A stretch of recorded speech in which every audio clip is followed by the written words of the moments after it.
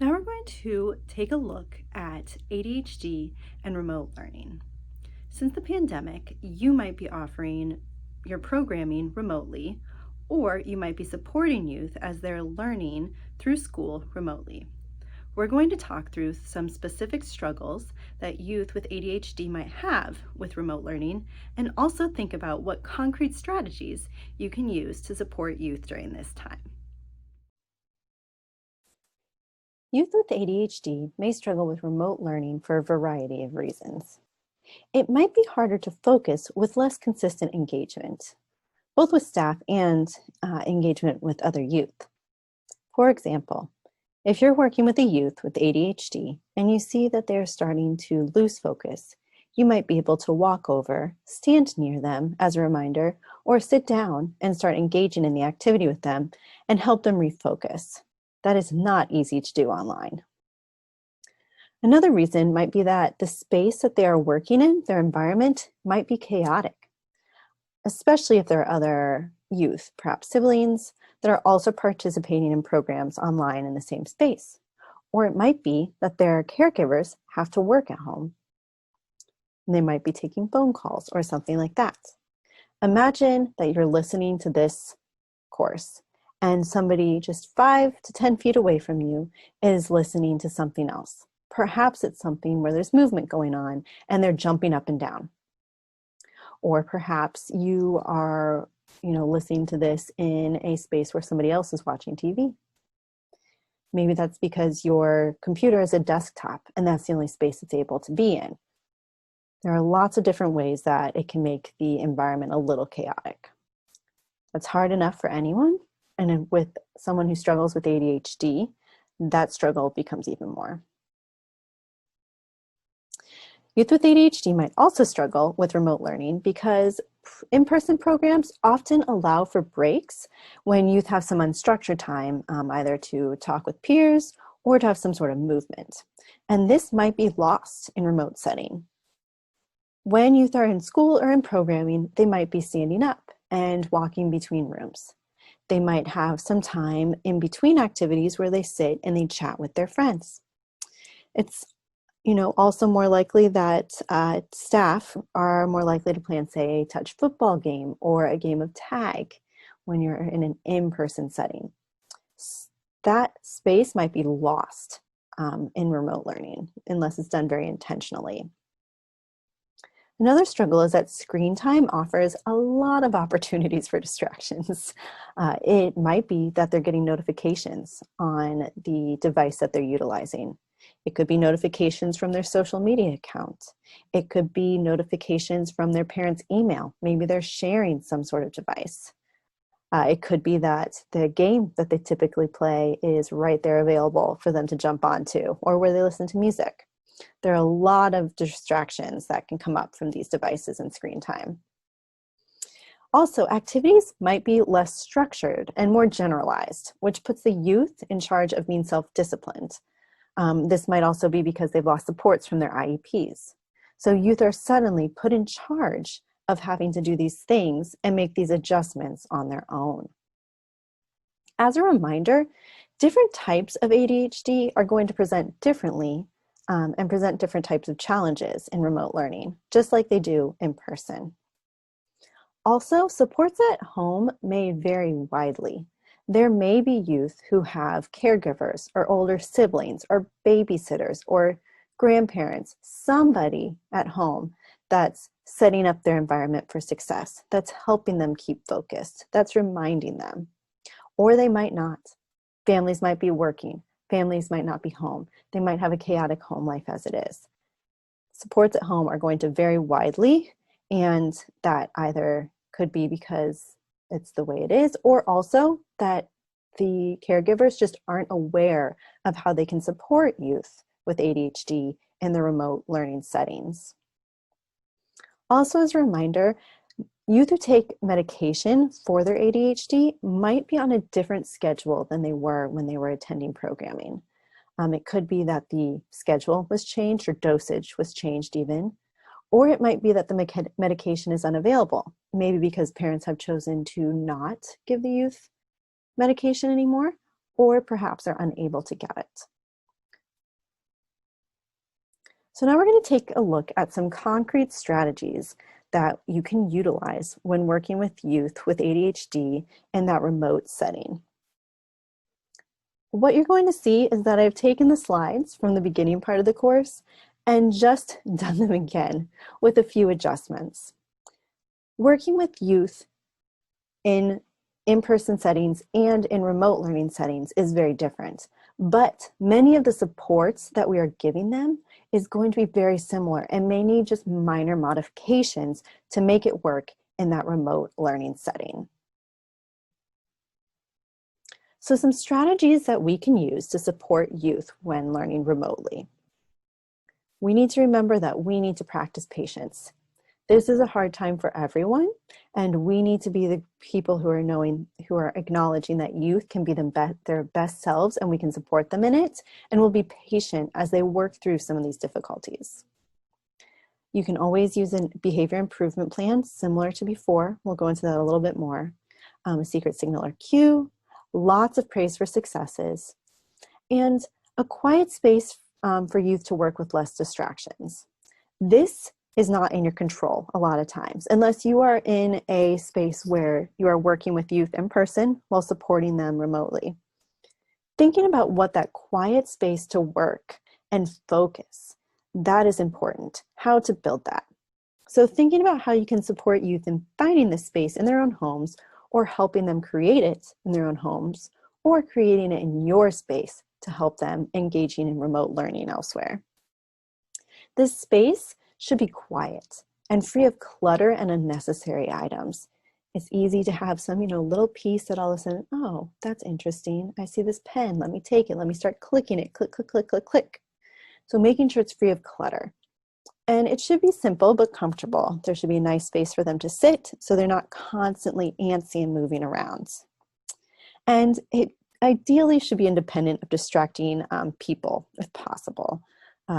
This is not always easy, especially when the whole household is at home, potentially. So when we're thinking about this space, we can have it in our program. It might be that we're making sure a youth is facing a wall. I've done that before with one of my kids who had ADHD, and they just struggled through homework time. And so when they needed to focus, they sat at their own desk that was in the corner and faced the wall. And this kid all of a sudden was focused and he was done with his homework, honestly, before everybody else was done, because that's the space he needed.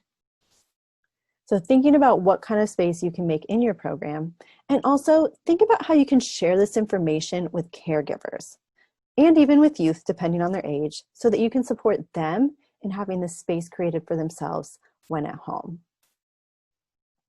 We also want to think about, a fidget toy or some sort of manipulative that can distract them, because that kinesthetic part of their brain is important.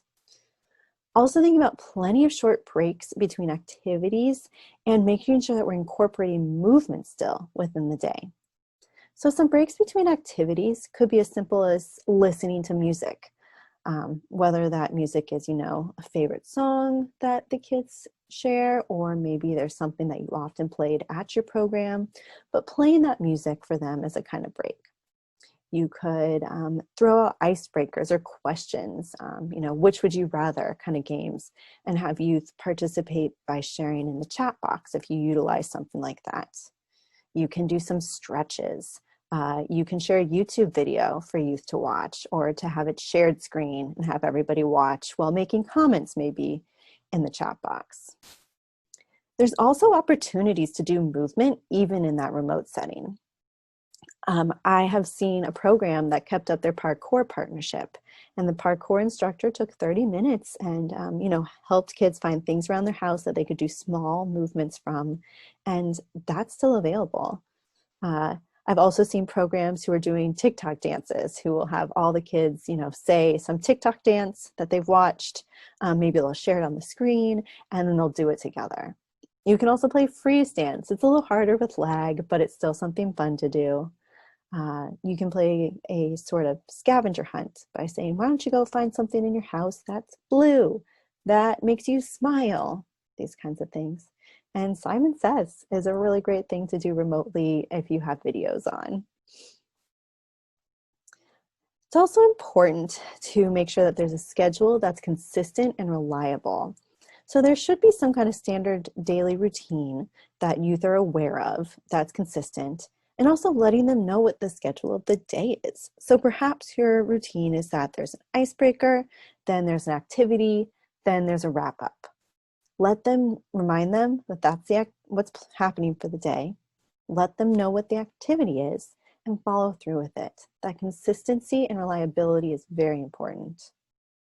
Making sure that we're thinking about a mixed system of rewards, consequences, praise, um, tangible rewards, different things like that, and making sure that communication between caregivers, school, and your programming is consistent, perhaps even more so than it was before, and thinking about when that communication should happen and how it should happen. If that's in the mornings, in the evenings, if there's, text messaging, email, calling, whatever works to keep everyone on the same page. As mentioned before, there's difficulty focusing, right? One of the most common and one of the biggest discussed challenges for children with ADHD. So thinking about that secret visual cue or reminder we might give in person, we talked about it could be a sign, it could be movement of the body. That can still happen. You can still give them that hand signal over a video. You might be able to send them a private, nudge, depending on what kind of software you're using. Those are still available to you. You can also use a timer to set focus goals. There are many online timers that you can pull up on your screen, and that gives that set amount of time to say, we're going to do this activity for 7 minutes, and they can see the countdown. That helps keep youth focused. Not only youth with ADHD, really everyone, keeping the whole program on time, but that can be really helpful. A reward system, still important. Giving them points, prizes, and make sure that there's consistency with these systems if possible, and always choosing goals in collaboration with the youth.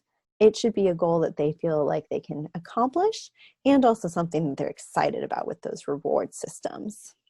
One of those reward systems that I've utilized before is that at the end of the week, we had a show and tell that anybody could participate in, but there was one youth who was particularly excited about it, and he was able to bring something when he met his goals for the week. And that was what he chose as his goal and his reward. So that worked out really well. And that can translate to an online setting, that show and tell kind of thing. As a reminder, you can keep doing behavior improvement plans and reward systems, one concrete goal at a time, still setting them up for success, and offering gentle reminders. So those behavior improvement plans really don't need to change much. Still that communication between you and the youth, planning a goal, strategies, and those different pieces. Still there, even in remote settings. Sometimes youth can't stay still. And so we have those micro movements we discussed, right? The finger challenges. So touching each of the fingers, toes in the shoes, counting them, wiggling them. And those micro movements can still be used. So when stillness is important or focus is important, those can still be used. You can take the time to throw them out to the whole program, because a lot of kids might be struggling with that kind of thing as they're sitting still in remote learning, and it's very different. So throw them out to the group and teach everyone, present it as something that you have used to help yourself. And maybe you have other things that you've used to help yourself focus. Share those with the youth. Give them strategies so that they can self-regulate.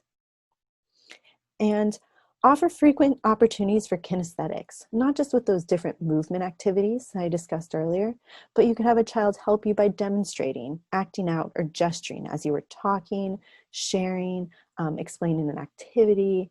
Have them get up and move. Give them that opportunity to, one, take a lead in the activity, but also to be moving around and have those movement breaks and kinesthetics to keep them active.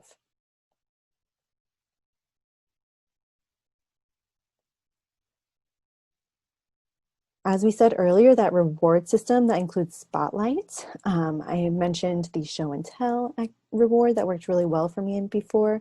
You can also think about spotlight time with something like playing DJ during breaks or choosing the music for the day.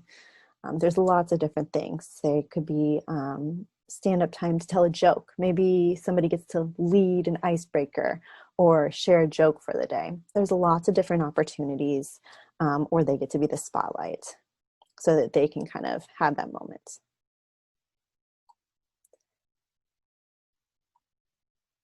So those were just some opportunities that you can use to support youth in remote learning with ADHD. As I said, yes, this is a very different time, but we can still utilize best practices that were available to us in person and change them up so that they can work in our remote programming. I really loved this quote from Matthew Yellen. He said, "Educators, parents, and students need to remember that this is not a normal time, that this is nobody's plan A. Achieving more modest goals, some learning, some connection, some support is always a positive. If we keep our eye on making things a little better than they are and being present for our students and each other, we will get through this as well as possible." And I think that's a really great way to think of this, that we are really trying to make these connections with youth, giving them support, and we hope to get some learning from this as well. So thinking about these goals and these supports you can offer to youth, and while you might say, this is the small change that I see in this child, it may be huge. You are still there. You are making a connection with the youth in your program, and that is so important.